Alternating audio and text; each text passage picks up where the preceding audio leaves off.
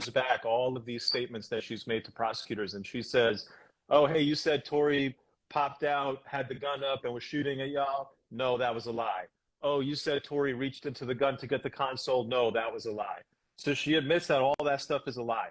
Okay, then we get to the prosecutor stuff. And these are made concept that there was money being offered. Now, what was it being offered for? There's a lot of room to play there. First off, the biggest thing here is that Kelsey denies that she took any money. She said, I didn't take any money. I'm not testifying here because I've been paid to testify. I'm not being silenced. I've been paid to testify. That goes a long way. She does, however, acknowledge that offers may have been made. So the prosecutor's whole point is that she's doing all this shit because she's getting paid. Kelsey's whole point is that I deny. So question back to Kelsey, why are you not talking? What's going on here? What is it that you're afraid of saying? We don't get that answer. She just keeps saying, to protect myself. So there's the money angle, which goes against Kelsey, and then there's the text message. The text message is from Kelsey to a security guard. It says, Tory shot Meg. How do you explain that message? Well, if your theory is that Kelsey is a big-ass liar, Kelsey was involved in this shooting, and from the jump is just saying whatever she can possibly say, whenever she can say it, to avoid putting the burden on her, and you couple that with the fact that Meg has never spoken to Kelsey. They're not talking. They had a complete falling out. The prosecutor asked Kelsey, hey, why aren't you and Meg talking? And Kelsey said, I don't know.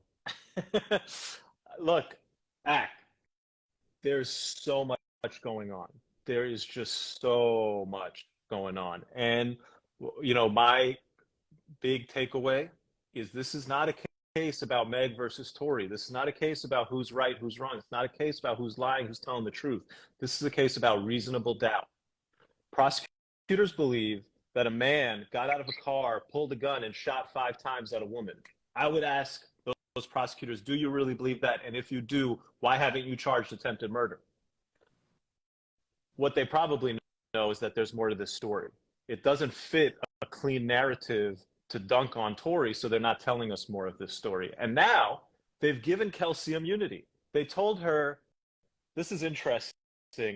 We're going to need, you know, to keep this open, and we'll see how this plays out in the future. But let me tell you how the immunity played out, because this is very interesting. So she comes into court. She says, I'm not going to testify. Okay. Now they say, well, we'll give you use immunity. Anything you say won't be used against you. And then her lawyer comes back and says, that's not good enough. I want something called transactional immunity, that you cannot charge me for anything that came out of this circumstance, that night, that incident. You are giving me immunity that you will never charge me for anything that happened that night. They said, we can't do that. But they went on the record and told the judge on the record that we will not charge Kelsey with any crimes, that we have no intention, we will not charge Kelsey with any crimes of what happened that night. What does all that mean? As a practical matter, there's no way you'll ever have the evidence to charge Kelsey. And she's been given both use immunity, so her words can't be used against her, and she's been given a statement on the record from prosecutors that she will not be charged for anything that came out of this incident. That's crazy that they would do that. If there's a possibility that this person is lying all over the place, if you didn't investigate her for DNA, if you didn't investigate her for fingerprints, you didn't arrest her that night, you didn't interrogate her that night, and then you gave her immunity later on, that's crazy to me. And so all that, you know, when you tell all of that to a jury, and now you tell them that, okay, well, we want you to lock this man up for 22 years. They're not going to tell him the time that he's facing, but we want you to hit him with, you know, felony assault with a semi-automatic firearm because he had intent to harm this woman when he pulled a gun and shot at her. Man, I got to think that 1 out of 12 jurors, or it might be 14, is going to say, that doesn't add up to me. I'm not ready to convict somebody in a case like this. This is too messy. Hey, so watching or even like listening to even your reports, and it seemed very like bombshells were being dropped. Did the prosecutors have any idea that Kelsey, because Kelsey went against, she basically said, whatever I told you guys, complete cap. Yes, that's what she said, and they had no idea. And I'll tell you another interesting dynamic of how that played out. So they had no idea. And she was struggling. The prosecutor was really struggling because prosecutors don't expect that and they're not ready for that. And it doesn't happen all the time. And she was just not ready for it. But the judge bailed out the prosecutor because the judge didn't like it. The judge saw that here's a person who's recanting everything they told to an investigator.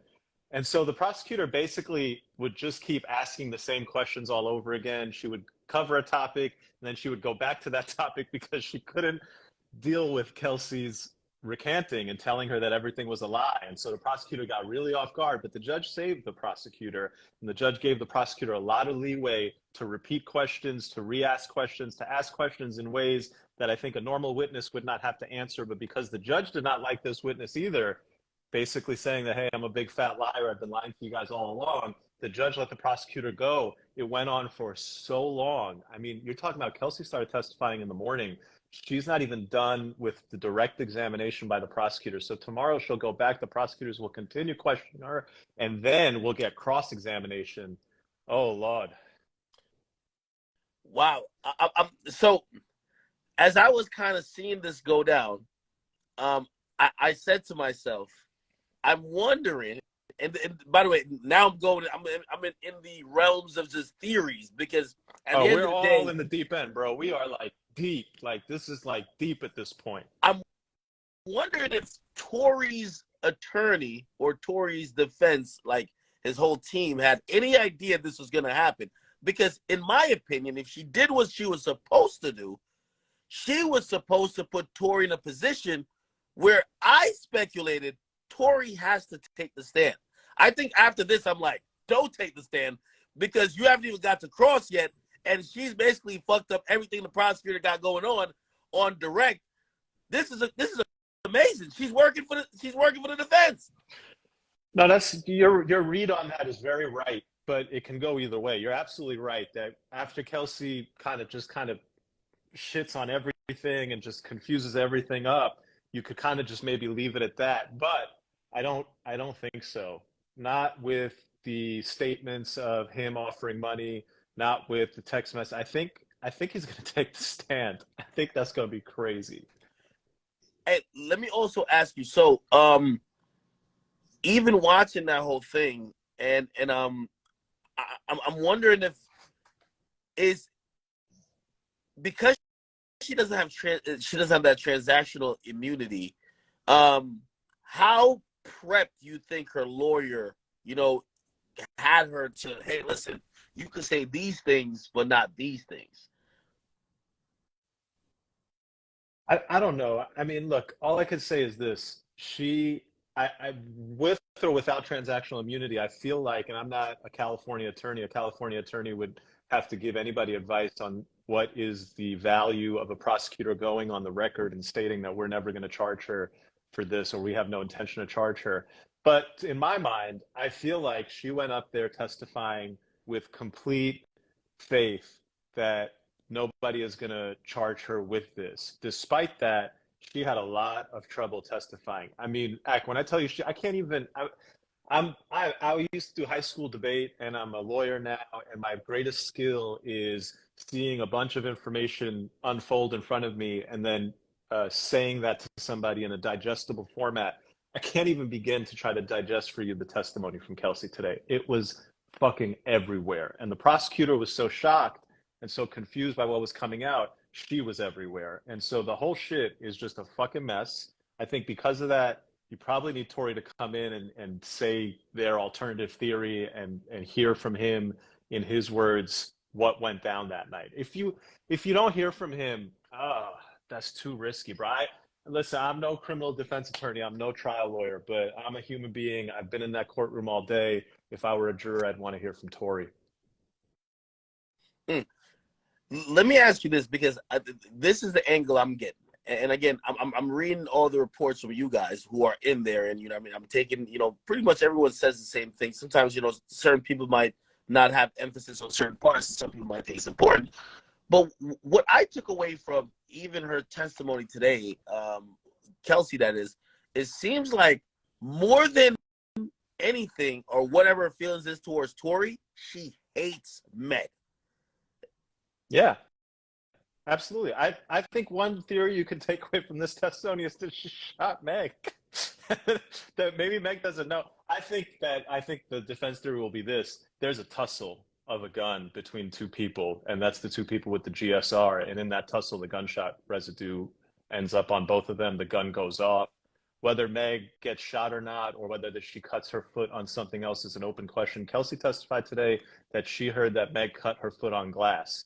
That's ultimately going to come down to, I think, the doctor. There's a doctor's report that shrapnel was taken out of the foot. That doctor, I think, will testify and we'll get a sense of, is he 100% sure that shrapnel was taken out of her foot, or was he just connecting the dots saying, you know, this woman came in, there was gunshots, they told me that, and I pulled some shit out her foot, so I figured it must have been shrapnel.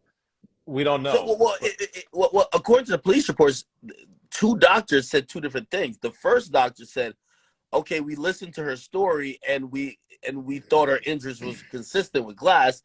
And then the second one, who supposedly was the surgeon, who I think is supposed to testify if they didn't already, the surgeon said supposedly, oh, we did extract bullet fragments, which allegedly I don't know where the deal with that is. Well, we'll see. You know, we're going to see what happens there. Before we even get there, there's going to be a cross-examination. Pray for Kelsey, man. Just, she's going to get cross-examined. It's going to be insane. Has she or anyone alluded to a possibility that her and Megan were fighting? Because Meg strongly denied that, right? Meg also said in a public interview she didn't put hands on anyone that night, right? But there is a witness who Right. said there were women fighting in the streets, right? And I'm wondering if Kelsey's going to admit to the fact that maybe her and Meg were into it physically, because I do believe the narrative I think the prosecutor's narrative of, oh, hey, she insulted Tory's music and a gun was pulled is kind of like, come on now, like, it's hard for me to believe. But if you tell me, well, it started from the crib, Kylie's crib, and there was some jealousy stuff, arguments, they got kicked out, everyone's drunk, now they're in the car, they're all arguing, then they get out and get physical, maybe there's some threats thrown back and forth, insults, then a gun comes out, possibly a struggle, sounds like a more complete story to me. And I'm just only going off if I was hearing a complete narrative. What have you thought about what the prosecutor, because it's their case. I agree with right that now. 100%. I agree with that 100%. I can't, in my mind, understand how a prosecutor would open this trial with an opening statement, which is basically that Meg insulted his music. She got out of the car, and 7 seconds later, he jumped across the back passenger seat, grabbed the gun up from somewhere, and shot at her 5 times.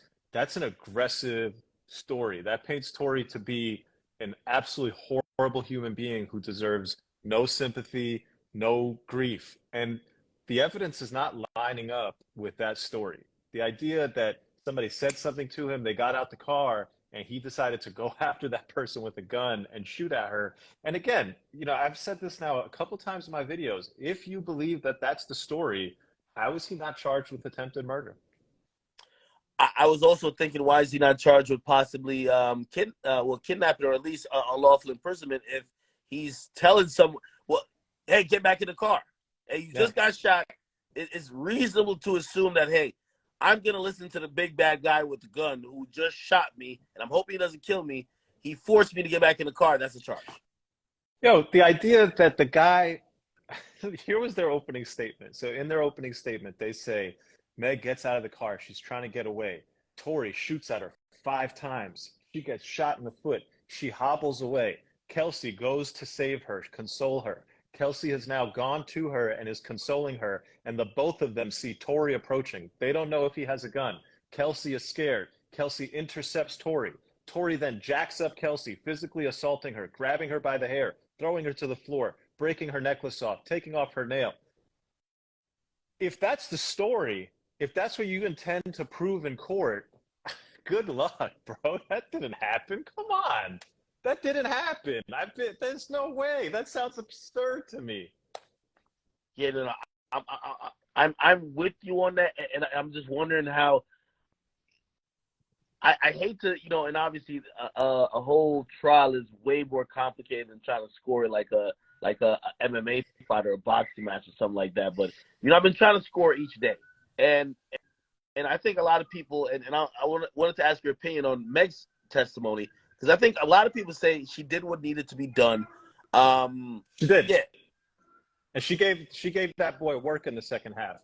Here's the thing with Meg's testimony. In the morning, she was not good. And I said, and people dragged me on the internet for saying that the jury would have expected to see a strong black woman. What they saw was a guarded woman who seemed unsure of giving her answers. Not someone who came in and said, I was shot. That's the guy who shot me. I'm here for justice. She seemed like someone who was very scared to answer questions. That was the morning. I think she watched my video, because when she came back in the afternoon, the first word out of her mouth is, this morning I felt guarded. I wanted to come off strong. I didn't. I want to feel strong. And then they proceeded to do that. And she gave the defense attorney work. Look, Meg's story, Meg's truth is not the deciding factor here. Meg can turn around, hear gunshots, and think that Tory shot her. That's completely plausible. Meg was probably drunk out of her fucking mind. Everybody was drunk out of their fucking mind. None of them should be considered reliable sources of what happened that night. And for the prosecutor to go around there with their opening statement and say that this is how it went down, and for Kelsey to come in and say, yeah, all that shit was a lie, none of that shit is accurate, that's not how it happened, that's where we're at. Is there any mention of who that gun is registered to, if it is? No. Interestingly, there was some mention early on, I wasn't here for jury selection last week, that they were having trouble finding Quan, the driver, who presumably would have been the man responsible for that gun. I don't know if they found Quan. We'll see. If Quan comes in and testifies, his testimony is going to be critical. Some of the other people who are expected to testify here, they're talking about Corey Gamble, Kylie Jenner, to testify as to Meg's state of mind and just the circumstances surrounding them leaving the party. That's going to be insane if that happens. I'm probably guessing they're going day by day. They definitely knew that Meg was going to come in yesterday. They definitely knew that Kelsey was going to come in today. Have they not said anything like, oh, hey, well, we got to wrap up this whole Kelsey thing because we have to bring like Corey Gamble or maybe Kylie, because that would be just shocking if we saw any of them took the stand, honestly. Yeah, no, there's no wrapping up. Basically, the judge, especially with the way Kelsey's testimony came out and her just being the judge is just going to let it go. He's going to let everybody ask as many questions as they want of Kelsey, because it's impossible to make any heads or tails of her testimony. So he's just going to let them keep asking her questions. He's not going to hurry things up. There's no indication of when or if there's an indication these other people will testify, because those statements have been made. I think the Corey Gamble statement was made during the opening statement that he was there, and Kylie is all over this thing. And there's credibility issues where people are denying what Kylie said to them. And so that's the kind of reason why you would call somebody, and there's no way you cannot show up. If Kylie gets a subpoena, she's a person with knowledge of a crime that happened in the state of California. She's got to show up. You don't think she can fight it? I mean, she will try to fight it, but on what ground? What basis do you have to not testify? You were there. There's a criminal trial going on. You have information, and you're being asked to come in and give the information. What's the problem? Maybe on the grounds of, hey, listen, you guys are investigating a crime that happened, where I was not present at the vicinity. I guess I was present previous to where these individuals were, but I have no information about the actual crime happening. Agreed, but there's statements in here about what Kylie said to Meg. For example, Meg denies that Kylie said that it's time for you to go. Kelsey says that happened. That when Meg came out, Meg told Kelsey that Kylie said it's time for us to go. And then there's also other issues of, how drunk were they? How many drinks did you have? What type of alcohol? I mean, there's relevant information in a criminal trial is a lot more than just the people who were at the scene of the crime. So I fully expect that they will call her. I assume she can challenge it. Why not? You can always challenge a subpoena. I don't really see a basis for a winning challenge. So if they want her, I think they'll get her. Wow. How hard, given how Kelsey's answered, how hard do you think that Tory's defense attorney will go at Kelsey, because Kelsey seems already to be basically saying, I don't think, or I don't have knowledge that Tory shot anyone. Do they need to be aggressive? I thought at first she was going to say the opposite. So I said, hey, they can't go hard on the victim, which is Meg, so they kept it light. But they got to go hard at Kelsey. But Kelsey's is basically saying, I don't know nothing. Yeah, I'm not going to speculate on what the cross-examination is going to be, but it's going to be, they're going to go at her. That's the nature of it. That's how criminal trials work, man. I mean, their theory in the opening statement was that she was the shooter. They're going to have a go at her. Mm.